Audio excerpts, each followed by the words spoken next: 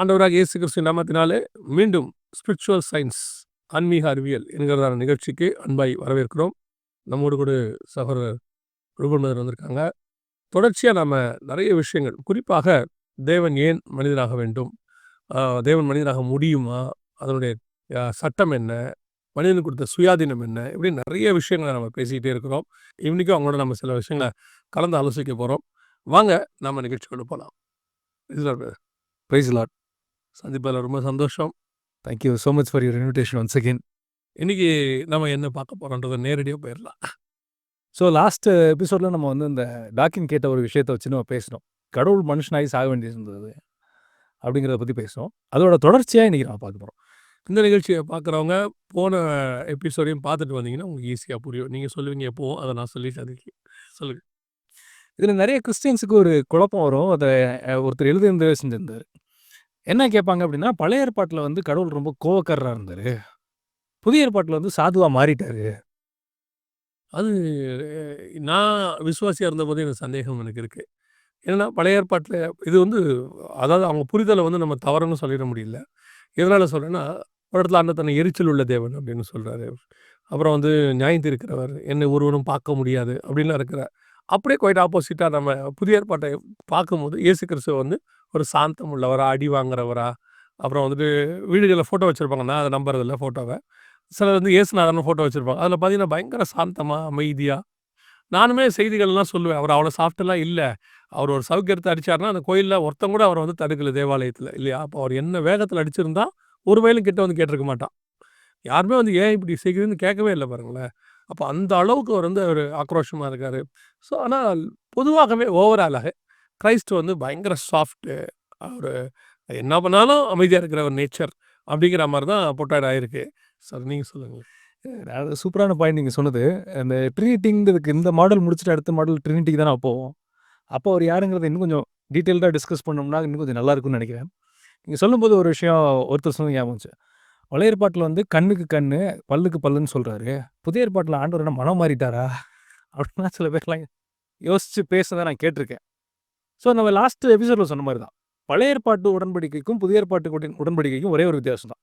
அங்கே ஆட்டு ரத்தம் அதால் முடிஞ்ச ஒரு சுத்திகரிப்பை கொடுத்துட்டு இருந்தது அந்த ஒரு டைம் பீயிங்க்கு. எசேக்கியேல்லே அவர் ஆண்டவர் அதே சொல்கிறாரு. என்ன சொல்கிறாருன்னா, நன்மைக்கு எதுவல்லாத பிரமாணங்களையும் ஜீவனுக்கு அல்லாத நியமங்களையும் நான் அவர்களுக்கு கொடுத்தேன் அப்படின்னு தான் சொல்கிறாரு. இந்த பிரமாணத்தை வந்து நான் தான் தந்தேன். பட் அதில் வந்து புதிய ஏற்பாட்டில் இருக்கக்கூடிய நன்மைக்கு எது அதில் இருக்காது, புதிய ஏற்பாட்டில் இருக்கிற ஜீவன் அதில் இருக்காதுங்கிறதுக்கு மறைமுகமாகவே நேரடியாக அந்த வேர்டை யூஸ் பண்ணுவார். எசேக்கியேல் 20:25 நான் நினைக்கிறேன் அந்த வசனத்தில். ஸோ நம்ம லாஸ்ட் எபிசோடில் பார்த்த மாதிரி காட்ஸ் என்ன சொல்கிறது, கடவுளுடைய இயேசு கிறிஸ்துனுடைய ரத்தம் வந்து சகல பாவங்களை நீக்கி சுத்திகரிக்கும். அப்போ 100 இன்ஃபினிட்டி சின்ன அது இது பண்ணி சுத்திகரிக்குது. இப்போ வந்து புதிய ஏற்பாட்டில் மன்னிக்க கூடாத ஒரு பாவங்கிறது கிடையவே கிடையாது அப்படிங்கிற லெவலுக்கு இப்போ வந்து புதிய ஏற்பாட்டில் வந்துருச்சு. இந்த காரணத்தினால என்ன ஆயிடுச்சுன்னா, சட்டமும் அதே மாதிரி தான் இருக்குது. ரத்தத்தினால மன்னிப்பு உண்டு, மீட்பு உண்டு அப்படிங்கிறது சட்டம். பழைய ஏற்பாட்டில் கொஞ்சம் கொஞ்சம் இப்போ நீங்கள் சொன்ன மாதிரி அதை மேனேஜ் பண்ணுறதுக்கு ஒரு சில வழிமுறைகளை ஆண்டவர் சொல்லி கொடுத்தாரு. லைக் ஆட்டுக்குட்டியினுடைய ரத்தம், கிடாரியினுடைய ரத்தம், இந்த மாதிரிலாம் இருந்தது. இயேசு கிறிஸ்துவின் ரத்தம் வந்தோடனே புதிய ஏற்பாட்டில் அந்த ரத்த பலிங்கிறதுக்கே மீனிங்லெஸ், அதுக்கு மேலே எதுவுமே கிடையாது. ஆமாம், இன்ஃபினிட் ரத்தம் சிந்தப்பட்டாயிடுச்சு. ஃபர்தராக இன்னொரு ஒரு ஆட்டுக்குட்டி அடிக்கிறதோ இல்லாட்டி ஒரு கண்ணுக்குட்டி இது பண்ணுறதோ அது வந்து அப்சலைட்னா அது தேவையில்லாமல் போயிடுச்சு. இந்த ரீசன்னால தான் பழைய ஏற்பாட்டில் அவர் வந்து பிரைமரியாக சொன்னது சட்டங்களும் விதிகளும், புதிய ஏற்பாட்டில் மன்னிப்பையும் அன்பையும் பிரைமரியாக சொல்லியிருப்பார். கடவுள் இதில் மாறல. அந்த ப்ரப்போர்ஷன், அந்த வேல்யூ ப்ரப்போர்ஷன் வந்து பழைய ஏற்பாட்டுக்கும் புதிய ஏற்பாட்டுக்கும் ஒரு பெரிய மாற்றத்தை மாறும். இதில் இன்னொரு பாயிண்ட் சொல்கிறது விரும்புவது என்னன்னா, ஒரு சாரார் இருக்காங்க. ஒரு சாரார் அவங்க இயேசு கிறிஸ்துவை நம்புவாங்க. ஆனால் கடவுள் மனுஷனாக எப்படி வர முடியும் அப்படிங்கிறது தான் அவங்களுக்கு வந்து ஏற்றுக்கவே முடியாத ஒரு விஷயம். கடவுள் மனுஷனாக வர்றது பெரிய விந்தை தான், நம்ம இதுக்கு முன்னாடியே பேசியிருக்கோம். ஆனாலும் அவர் ஏன் மனுஷனாக வந்தார்னா, நம்ம மேலே இருக்க அன்பின் மீதியினால, அவர் ரத்தத்தினால தான் சில வேலைகள் நடக்கும் அப்படிங்கிற விஷயத்த அவர் முன்மொழிந்துட்டு அதை மனுஷனாக மாறி வந்து இங்கே வந்து அதை முடிச்சு நிறைவேற்றி காமிக்கிறார். அவர் வராமல் அது முடியாது, வாய்ப்பே இல்லை. ஏன்னா மனுஷனோட சின் அந்த அளவுக்கு அதிகமானதுனால விலைக்கிரயமாக கொடுக்கறதுக்கு வேறு ஒன்றுமே இல்லை. அவர் தான் விலைக்கிரயம். இதுதான் ஒரே லாஸ்ட் இருக்கிற. ஸோ அதனால் அவர் வந்தால் தான் அது முடியுன்றதுக்கு அவர் வந்துட்டார் அவர். ஆமாம். ஸோ இது வந்து பிப்ளிக்கல் தியாலஜியோட ஃபவுண்டேஷன் ஒன்று. கடவுள் மனிதனானார். மனுஷனானார்னா மனுஷனா மட்டும் ஆகல. இதையும் திரும்ப சொல்லணும் நம்ம. ஜீசஸ் வந்து 100% ஹியூமன் பீயிங், 100% காட். இந்த ஒரு விஷயம் தான் அவர்களுக்கு புரிதல் வர மாட்டேங்குது. அந்த ஒரு புரிதல் வந்து அவங்களுக்கு என்ன செய்ய மாட்டேங்குதுன்னா, அது வரவே மாட்டேங்குது. உதாரணமா, ஒரு இது வந்து உதாரணம் தான். பல உதாரணங்கள் சொல்லியாச்சு. என்ன சொன்னாலும் அவங்களுக்கு வந்து அது அக்செப்ட் ஆகல. என்னன்னா, ஒரு தண்ணி தான் ஃப்ரீசருக்குள்ள ஐஸ் கட்டியா தான் இருக்கு. அதான் ஐஸ் கட்டி. நம்ம கேட்கும்போது, ஐஸ் கட்டி எடுத்து கொடுங்கன்னு தான் நம்ம சொல்றோம். அதுதான் மீண்டும் தண்ணியாக மாறும். தண்ணியா போட்ட உடனே. அவங்களால எப்படி தண்ணி ஐஸ் கட்டி ஆகும்? No chance. திருப்பி தண்ணி எப்படி ஐஸ் கட்டி தண்ணியாக மாறும். அதான் மாறிடுச்சேங்க ஐஸ் கட்டியா. இதுக்கப்புறம் அது மாறவே மாறாது அப்படிங்கிற ஒரு ஒரு புரிதல் அவங்களுக்கு வரமாட்டேங்குது. அந்த ஃபிசிக்ஸோ, அந்த சயின்ஸோ அப்படின்னு நம்ம சொல்றோம்ல. அந்த மாதிரி ஸ்பிரிச்சுவல் நாலேட்ஜ்ன்னு ஒண்ணு இருக்கு. அதாவது கடவுள் வந்து மனுஷனை படைக்கலாம். ஆனா கடவுள் மனுஷன ஆக முடியாதுங்கிறது என்ன கான்செப்ட்ன்னு எனக்கு புரியல. கடவுளால மனுஷன படைக்க முடியுதுன்றத நம்புறாங்க அவங்க. கடவுள் தான் மனுஷனை படைத்தார். அப்ப கடவுள் மனுஷன் ஆக முடியாதா? ஆகக்கூடாதா? ஆகக்கூடாதா? சாவரன்டி காட் சர்வ வல்லமை உள்ள தேவன்ல. அவர் என்ன வேணாலும் ஆகலாமே அவர. அவர் தன்னை எப்படி வேணாலும் ஆக்கிக் கொள்ளலாமே. அவர தடுப்பவன் யார்? இந்த புரிதல் அவங்களுக்கு வரவே மாட்டேங்குது. அவங்கள பொறுத்தவரைக்கும் ஆ அவர விட கீழ இருக்க எதுவுமே அவர் ஆக முடியாது அப்படின்னு அவங்க நெனச்சுக்கிறாங்க. அதுதான் நெறைய பேரு சிரமப்படுறத நம்ம பார்த்துருக்கிறோம். நான் இன்னொன்னையும் நான் ரெஜிஸ்டர் பண்ணிர்றேன். நான் தப்பா ரெஜிஸ்டர் ஆயிடக்கூடாது. அதனால அவரு ஆடாகுறாரு, மாடாகுறான்றத நான் ஒத்துக்க மாட்டேன். இல்லையா? அவர் ஆடா வந்தாரு, கடவுள் மாடா வந்தாரு. அதையும் நான் ஒத்துக்க மாட்டேன். கடவுள் ஒரே ஒரு தடவை மனிதனை வரவேண்டி இருந்தது. அதற்காக அவர் வந்தார். அதுக்கப்புறம் திருப்பி ஒவ்வொரு வாட்டியும் அவரு ஒவ்வொரு இடையதார புருஷனா அவர் வரல. நான் அதையும் ஒத்துக்க மாட்டேன். ஆமா. Thank you. ஒரு நல்ல கிளாரிட்டி குடுத்தீங்க. இப்போ நம்ம லாஸ்ட் எபிசோட்ல என்ன ஒரு பாயிண்ட் பேசணும் அப்படின்னா, கடவுள் வந்து இன்ஃபினிட் பேமெண்ட் ஃபார் சின்ன குடுத்துட்டாரு. அவர் வந்து அவருடைய ரத்தம் வந்து இன்ஃபினிட் வேல்யூ. இன்ஃபினிட் சின்னுங்கிறது ஒண்ணு உலகத்துல கிடையாது. ஆனா வந்து எந்த பாவம்னாலும் மன்னிக்கப்படலாம். அப்படின்னு பேசும்போது நீங்க ஒரு பாயிண்ட் நம்ம ஆரம்பிச்சோம் பேசுறதுக்கு. அப்ப பாவம் செய்யலாமா? அப்படின்னு ஒரு மன்னிப்பு இருக்கின்றதுனால நான் என்ன பாவம்னா செய்யலாமா? செய்யலாமா? எனிஹோ இவங்க இப்ப இதுதான் பிரச்சனை. இவங்க இப்ப என்ன பண்றாங்கன்னா, இந்த அனாலஜிய மேத்தமேட்டிக்கலா பார்க்குறாங்க. நான் அத இன்னும் கொஞ்சம் தெளிவுபடுத்திடுறேன். ஏன்னா போன தடவ நீங்க சொன்னீங்க. செய்த பாவம், செய்கிற பாவம், செய்ய போகிற பாவம். அதாவது பாவ மன்னிப்பு வந்து ரிசர்வேஷன்ல இருக்கு இப்ப நமக்கு. ஆல்ரெடி ரிசர்வ் பண்ணி வச்சாச்சுன்ற மாரி ஒரு சாரார். ஏன் இயேசு வந்து செஞ்ச பாவத்த மன்னிக்கிறார், செய்ய போற பாவத்த மன்னிக்க மாட்டாரா? அப்படிங்கிற மாரி ஒரு கூற்று இருக்கு. ஆமா. எத்தன தடவ மனுஷன் தரைக்கு விழுந்தாலும் அங்க தான் போய் நிக்க போறோம். அது மாற்று கருத்து இல்ல. ஆனா இவங்க என்ன கேட்குறாங்கன்னா, அதான் செஞ்சு வச்சுட்டாருல்ல. நான் அப்ப பாவம் செய்யலாம்ல. அதனுடைய பாதிப்பு எனக்கு வராதுல்ல. அப்படிங்கிறது தான் இவங்களுடைய தாட்டா இருக்கு. இதுதான் இவங்க இந்த கொஸ்டின் ஏன் வருதுன்னு நம்ம யோசிச்சோம்னா, இவங்க படிச்ச மேத்தமேட்டிக்கலா ஸ்பிரிச்சுவலா யோசிக்கிறாங்க. ஓகே. மேக்ஸ வச்சுக்கிட்டு தியாலஜிய பார்க்குறாங்க. தியாலஜி வச்சு பார்க்குறாங்க. அவங்க சொல்ற கான்செப்ட் என்னன்னா, ஆல்ரெடி இருக்கு. நீங்க லாஜிக்கலா பார்த்தீங்கன்னா, அவங்க சொல்றது கரெக்ட் மாரி தான் தெரியும். நெறைய நேரத்துல பிசாசு சொல்றது உண்மையா இருக்கும். ஆனா வஞ்சகமா இருக்கும். உண்மையும், வஞ்சகமும் என்னங்கிறத நீங்க ஒரு நாள் எக்ஸ்பிளைன் பண்ணீங்கன்னா ரொம்ப ஹெல்ப்ஃபுல்லா இருக்கும். நம்ம ஒரு நாள் டிஸ்கஸ் பண்ணலாம் அத. சத்தியத்துக்கும், உண்மைக்கும் வஞ்சகத்துக்கும் உள்ள டிஃபரன்ஸ். ஆமா. சத்தியம் வேறு, உண்மை வேற. உண்மை வேறு. இது 2ம் ஒண்ணுன்னு நெறைய பேர் நெனச்சுக்கிறாங்க. அது ஆனா ஒண்ணு கிடையாது. ஸோ அது ஒரு காட் சொல்லிங் ஒரு எபிசோட்ல நம்ம டெஃபினட்டா டிஸ்கஸ் பண்ணலாம்னு பார்க்குறேன். இப்ப இவங்க என்ன யோசிக்கிறாங்க, அவர் தான் மன்னிச்சுட்டார்ல. நீங்க மேத்தமேட்டிக்ஸ்ல இத நீங்க ஈக்குவேஷனா மாத்துனீங்கன்னா, அவங்க சொல்ற லாஜிக் கரெக்ட். உண்மை. ஆனா வஞ்சகம். இதுதான் பிசாசுனுடைய டெக்னிக் ஆக்சுவலி. அவன் யூஸ் பண்ற லாஜிக்கும், அவன் சொல்ற ஃபார்முலாவும், அவன் சொல்ற நம்பரும் கரெக்ட்டா இருக்கும். ஆனா வஞ்சகமா இருக்கும். அதுக்கு பின்னாடி வீழ்த்தக்கூடிய கரை ஏதோ ஒண்ணு இருக்கும் அதுல. டெஃபினட்டா இருக்கும். ஆனா அத தேடி கண்டுபிடிக்க வேண்டியது தான் நம்முடைய வேலையே. சத்தியமா மட்டும் இருக்காது அது. ஆமா. அத நம்பிட்டோம்னா, அந்த பார்க்கறதுக்கு உண்மை மாதிரியே இருக்கும். புசிக்கும் நாளிலே சாகவே சாவேன்னு ஆண்டவர் சொன்னார். நீ புசிக்கும் நாள்ல சாக மாட்டேம்பான். நீ சாகவே சாவதில்லை. அவன் சொன்னது ஒரு வகையில உண்மையா தான் இருக்கும். சாப்பிட்ட அன்னைக்கு அவன் சாவல. அவர் சொன்னது புசிக்கும் நாளிலே சாகவே சாவேன்னா, அன்னையிலேருந்து அவனுக்கு மரணம் தொடங்கிருச்சு. மரணமே இல்லாம இருந்தவன், அன்னையிலேருந்து அவனுக்கு மரணம் ஸ்டார்ட் ஆயிடுச்சு. அவர் அதத்தான் சொல்றார். புசிக்கும் நாளிலே சாகவே சாவை. நம்ம சொல்லுவோம்ல, கொஞ்சம் கொஞ்சமா செத்துக்கிட்டு இருக்கிறேங்க அப்படின்னு நம்ம சொல்றது. அவர் செய்றார். அததான் சொல்றார் இயேசு. அதாவது புசிக்கும் நாளிலே சாகவே சாவாய். இவன் சொல்றான், நீ சாப்பிடுற நாள்ல சாவ மாட்ட. நீ வேணா சாப்பிட்டு பாரு, நீ சாவ மாட்டேன்பான். இவ்வளவுதான் டிஃபரன்ஸ். இதான் டிஃபரன்ஸ். அழகா சொன்னீங்க நீங்க. சரி இப்ப இவங்க கேட்கறது இதுதான். அவர் தான் இப்ப ரத்தம் சிந்தி வச்சிருக்காருல்ல. அப்ப தப்பு பண்ணா எனக்கு பாதிப்பு வராதுல்ல. அப்படிங்கிறத இவங்க நாலேட்ஜ். இத கொஞ்சம் அதனால தான் நம்மளுக்கு எப்பவுமே யூசுவலா ஒண்ணு சொல்லுவாங்க. ஸ்பிரிச்சுவல் பீப்பிள் அதாவது பிலீவர்ஸ்க்கு லாஜிக்கோட டிசைன்மெண்ட் ஜாஸ்தியா இருக்கணும்னு சொல்லுவாங்க. லாஜிக் மட்டும் இருந்தா பத்தாது. டிசைன்மெண்ட்ன்னு நம்மளுக்கு ஆவியில ஒண்ணு இருக்கணும் அப்படின்னு யூசுவலா நான் சொல்லி கேள்விப்பட்டிருக்கேன். பகுத்தறிதல். அத அ அது ஆராய்ந்து பார்த்தல். அது என்னங்கிறத புரிந்து கொள்ளுதல் நம்மளுக்கு இருக்கணும். ஆமா. இப்ப இத ஒரு எக்ஸாம்பிள் வச்சு பார்ப்போமே. ஒரு வசனம் வாசிக்கிறேன்.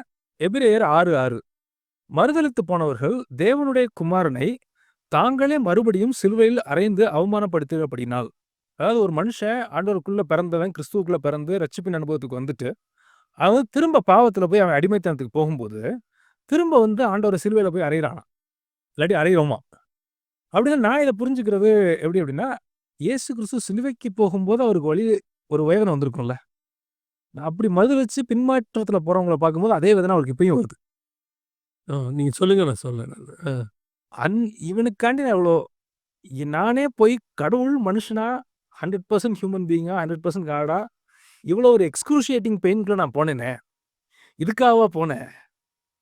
அந்த சிலுவையில வாங்கின வலியும், இவர் மனசுல வர வலியும் ஒண்ணா இருக்கு. இப்போ நான் இதுவும் இந்த சப்ஜெக்ட்டுக்காக தான் நான் பேசுறேன். நெறைய பேர் வேற நீங்களே நெறைய பேசுறீங்கன்னு கேட்குறாங்க. அதான் இருக்கு. எனக்கு என்னன்னா, நான் நெறைய பேசுறதுக்கு காரணம் எனக்கு டவுட் எனக்கு. புரியிற 2 பேருக்கு நீங்க நெறைய பேசினா நெறையா நல்லாயிருக்கும்னு தோணும் அவங்களுக்கு.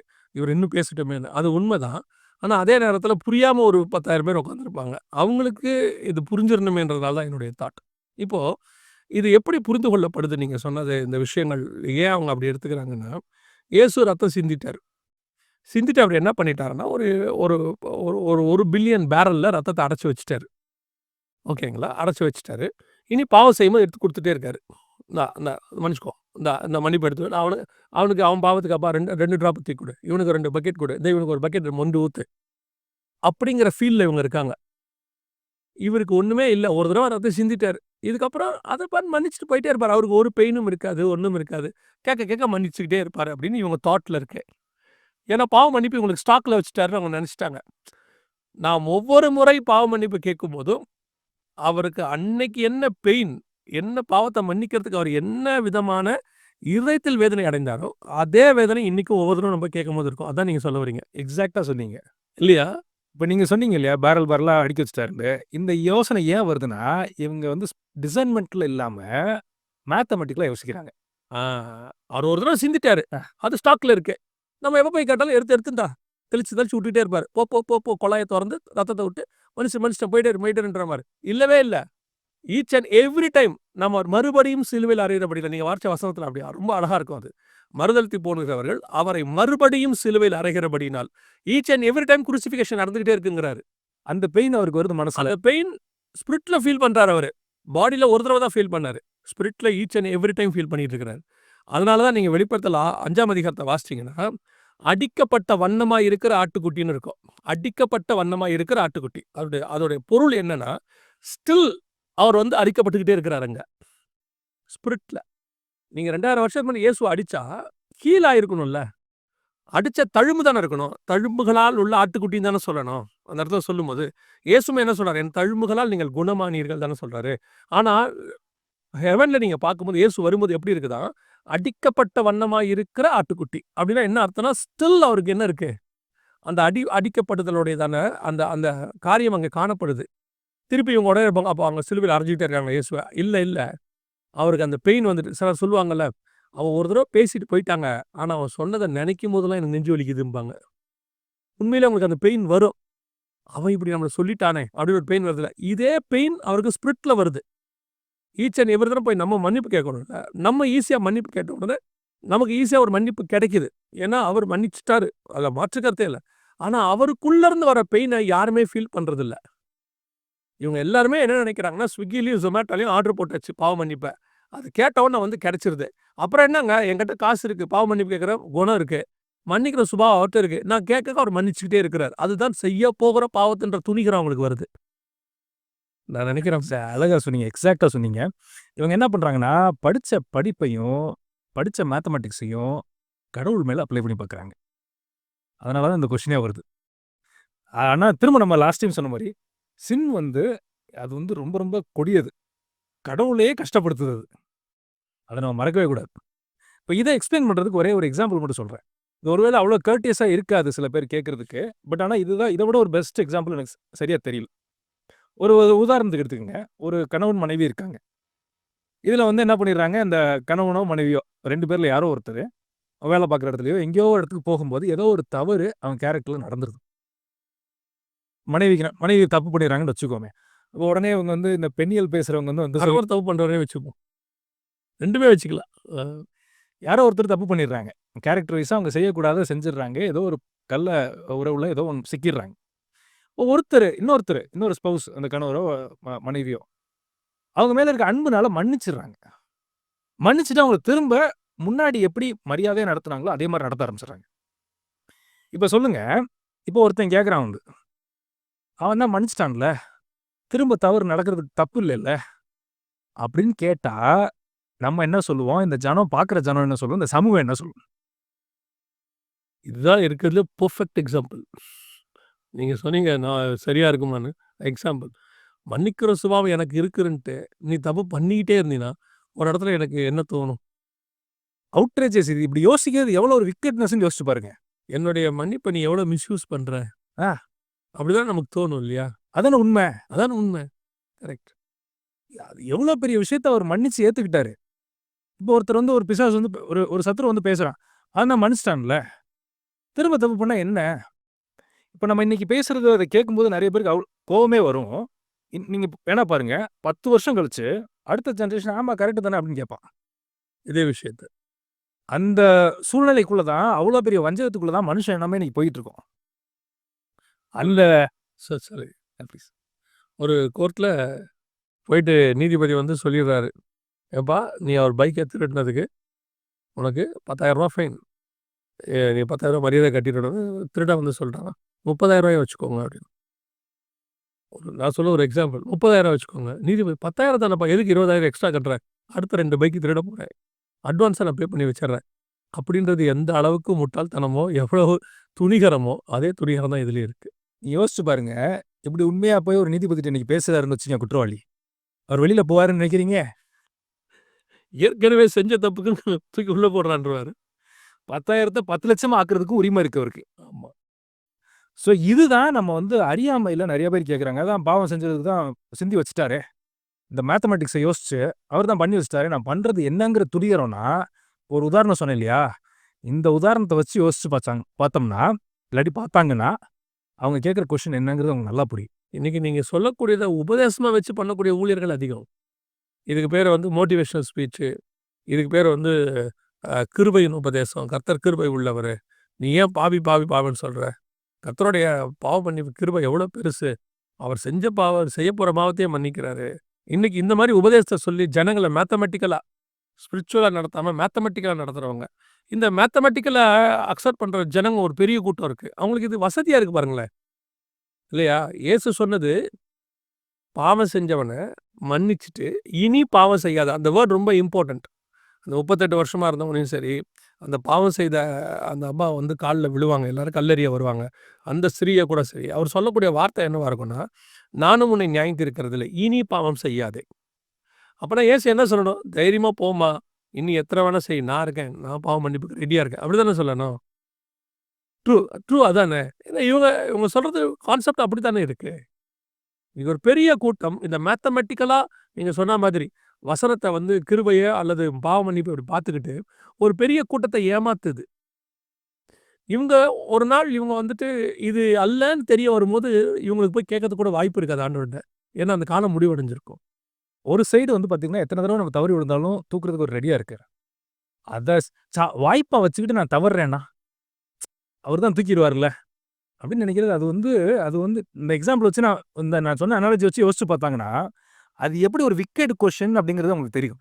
இப்போ இத கூட வேற விதமா இத ஒரு ஒரு சிலர் இப்படி கேட்கலாம். அதுக்காக நான் சொல்றேன். என்ன கேட்கறேன்னா, அப்போ அவரு எத்தன தடவ பண்ணாரோ மன்னிக்கிறாருன்னு சொல்றீங்க. அப்ப ஆட்டோமேட்டிக்கா அந்த தாட் வரதானங்க செய்யும்.